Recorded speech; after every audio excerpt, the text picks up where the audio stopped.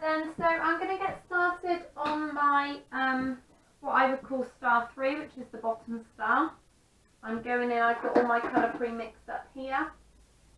I'm going in with 577, and I'm just working my way around the hairline of the diameter of the bottom star, keeping it really, really clean, following all my sections.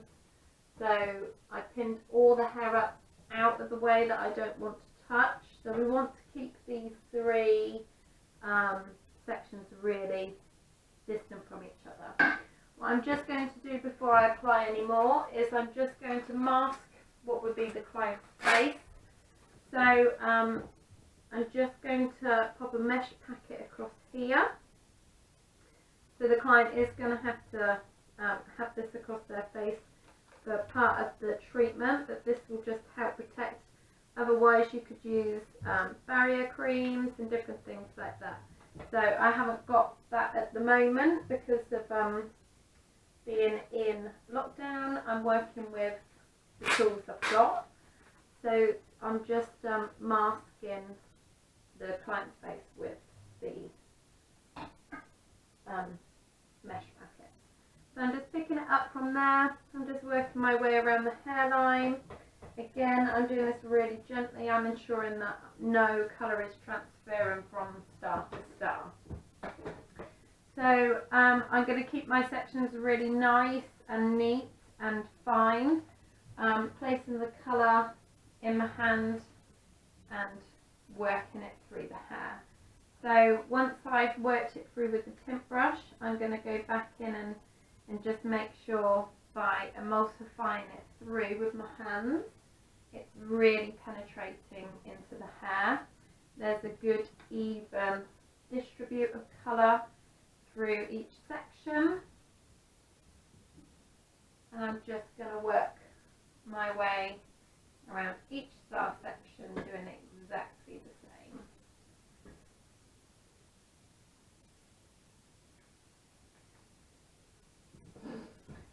So let me turn it to see if you can see this a bit better. So the colours that I've chosen to use, I'll just talk a little bit about those. As much as, you know, we're calling this a fashion colour, and half of that is through the technique that we use in the star sections. And, you know, we want the colour to pop. We want it to really complement this asymmetric cut that we did on Monday together. So I have selected 3 colours. I'm going from dark to light. So I'm starting with my dark colour, which is 577. This is like a dark mahogany then. So 5 is being the base colour, and that as we started this doll, we sort of determined she was around about a base of an 8. So we're going in permanent, so we're mixing it even 1 to 1 with 577, and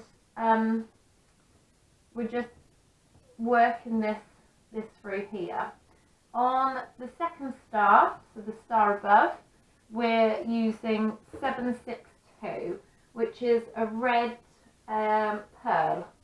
So the red pearl, again, I wanted to keep not only the base shade moving through the hair, so we're going from a 5 to a 7 to a 9, so 2 shades apart on each one. I wanted to keep the flow of the tone moving as well. So on this bottom one where we've used mahogany, which is the dark end of the warmth of the tone, throughout the next section, which is 762, that we're going to move on to in a minute,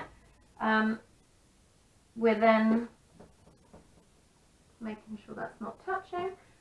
We're then moving up to a slightly lighter warm tone. So the mahogany, the 5 in the mahogany are the darkest of the 2, and that's why I've chosen these. So in the next section, like I say, we're doing 762, And then on the very top star, which I would call star 1 from the diagrams that I've sent everybody, this is going to be painted 944. So knowing with a permanent colour we can get 1 to 2 shades of lift, we can we know this is quite achievable, starting at about a base of an 8. We know that we're going to then hit that in the next one. So what I'm going to do now is I'm just going to, I haven't taken my gloves off, I kept my gloves on, and I'm just going to work through here. You could do this with foil, you can do this with mesh packet, you could do this with cotton wool, cling film if you have it, but I'm just guarding off the lines of the star basically. So I'm just going to work myself around. I'm getting this to hold really nicely because the mesh packets obviously stick to one another. I've just got to grab a couple more. I'm just going to take my gloves off as I do that.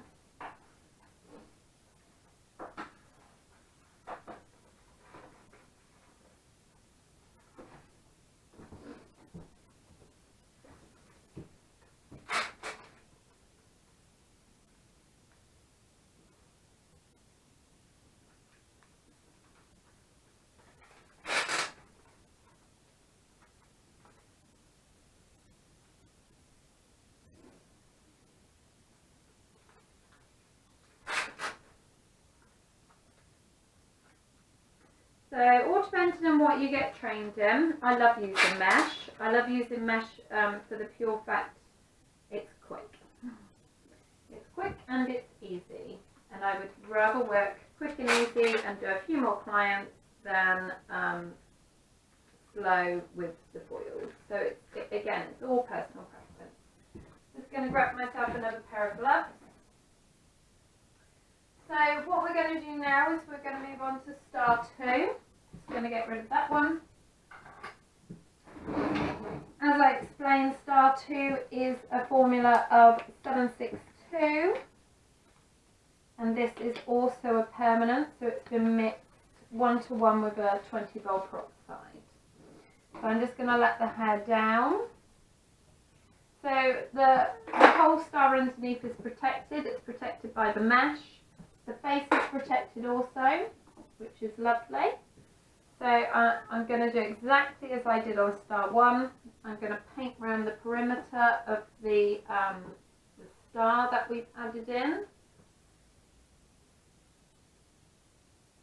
And I'm just going to do that really, really neatly, spending a little bit of time making sure every section is perfect. We don't want overlapping of colour.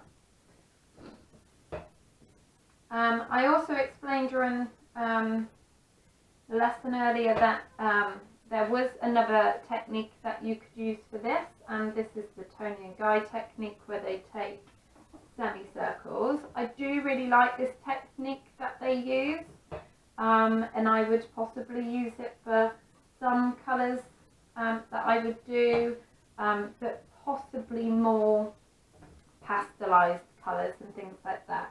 I like the star more because I like the fact that it gives a softer blend with the colour after.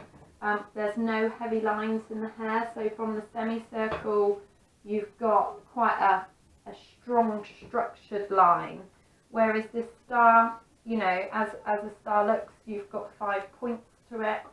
So if you've got 15 points going throughout the head by using 3 stars, you know that there's going to be 15 points of blend of colour.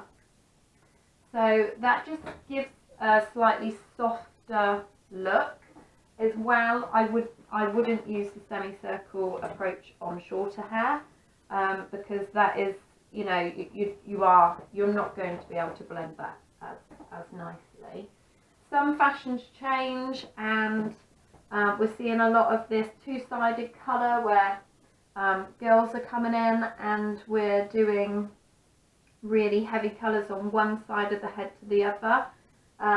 Jenny and I from level 3 on a Monday night did a 4 colour one, but we decided, because again the colours were quite extreme that the client was choosing, they were all crazy colours. I think it was blue, orange, purple and pink is what I want to say. So that they were all very strong, heavy colours. We chose to, even then, when the hair was longer, knowing that the colour was going to be really dynamic and really strong in the hair, we just wove the hot crossbone section out throughout the head as well, because we just felt like it would just give a softer approach and it might blend the colour slightly without it being too stark and heavy for the client. The result was lovely actually. The client was super happy, which was great, and every colour just came out perfect in the hair, so it was a really good result. We were both, well, we were all very happy, Jenny, I and the client. So I'm just running out of product here. I'm just going to quickly mix myself up a little bit more.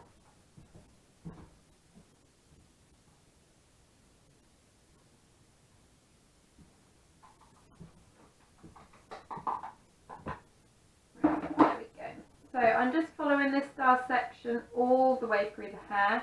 Again, I just want to say I'm just being really careful. No colour is touching the star section above. So on every section you're working, you want to be really cautious of how you're placing the hair once the colour's on it, that the star section underneath or the face underneath is protected, and yeah, just that you're working really neatly. Spend a little bit more time if you want to. Definitely get your sections perfect. Spend time on sectioning the hair first. You know, send your apprentice off or somebody that can help you to mix up the colours, and just really, you know, pay attention to every section you're taking, making sure that those stars are symmetrical as they work around the head. I have gone slightly off centre with my top star and worked down like that. So the right side of the head, because it's an asymmetric cut, it's just got a lot more hair. So that was one thing to really consider. And the way that the parting is sitting, you know, I was very cautious that it wasn't a centre parting, so I've worked from that as well. So again, just working myself through each section, picking the hair up, giving it a really good massage through with my hands, and bringing this colour together.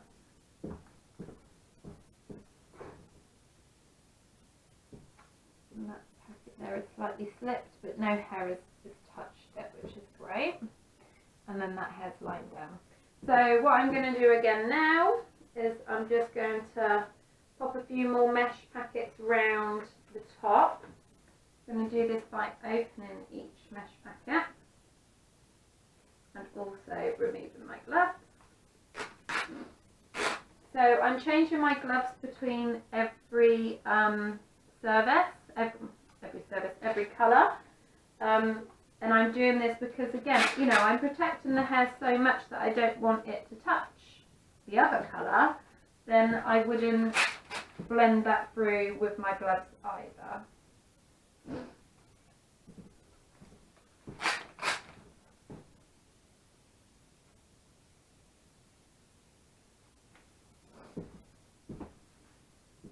Obviously, when you're thinking about price,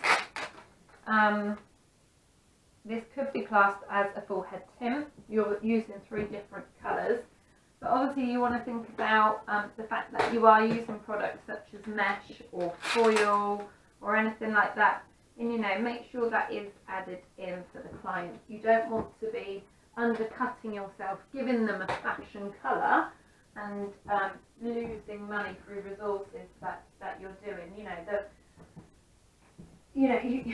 don't want to be silly, you don't want to add on masses of expense, but just make sure a few extra pound is added on to cover extra expenses such as these.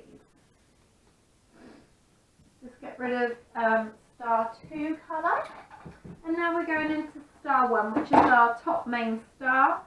So just releasing that hair down, knowing that it's completely protected because I shielded it in star once I finish star 2. And I'm going to do exactly the same again. I'm just going to work my way around the perimeter of the star, making sure I get to each corner section, and I'm applying a good amount of product. Again, really neatly. I'm not going in heavy-handed. I'm really sort of just softly touching the hair and making sure that that colour there is sitting really nicely and neatly. So I'm just going to work myself away this horizontal sections, taking small sections as I go. Again, applying the product through using my hand and the brush, and then really emulsifying it in.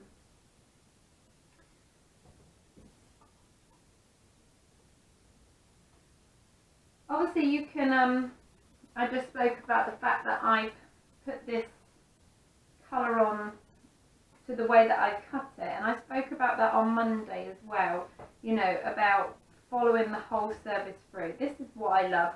I love the fact that I was trained in cutting and colouring, and I love that I've done the asymmetric cut. I thought about what kind of colour I wanted to make it pop, and then I've delivered that also. I would most definitely deliver it in that order as well. I would always do the cut first and know where I need to place the colour after. I think if you hadn't done the cut first and it was still in the graduated bob, you know, you could have done this star section very, very differently.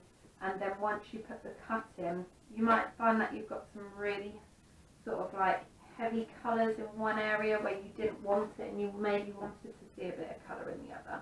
So this is most definitely the way that you want to perform both services, is do the cut first and then do the colour. So that whole top section has now got the product on it, so I'm just going to give it a good massage through, and there we go. So I'm not covering this top section up because I don't need to. Everything else is not exposed, so it's not going to touch anything. My other suggestion would be that you think about the client's comfort. So she's got quite a lot of heavy packets laying over her face. She obviously wants to be able to enjoy a magazine, a cup of tea or coffee whilst the service is developing. So just pin back that section. Again, no hair is going to touch her, so we're keeping her really nice and protected. But I've just pinned back that section so she's comfortable throughout her service. So this is now going to develop for the next 40 minutes. I'm not worried that the bottom section is going to overdevelop from doing it first, because the products I'm using are professional. They've got time activators in them, so after 40 minutes they will stop working. So the fact that I possibly did the bottom section 10 minutes ago, I'm not going to remove that within the next 30 minutes. I'm going to let the whole thing develop together for the next 40. Once I've done that, I'll come back and we'll wash it off and I'll show you the result. Thank you so much.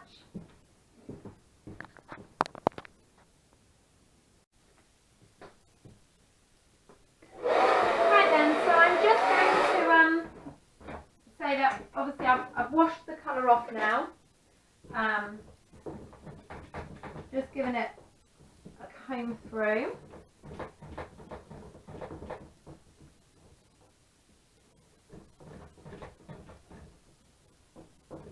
So I shampooed and conditioned the hair as you would normally, and I'm just going to rough dry this off and then finish it off with the straighteners and then show you the finished colour.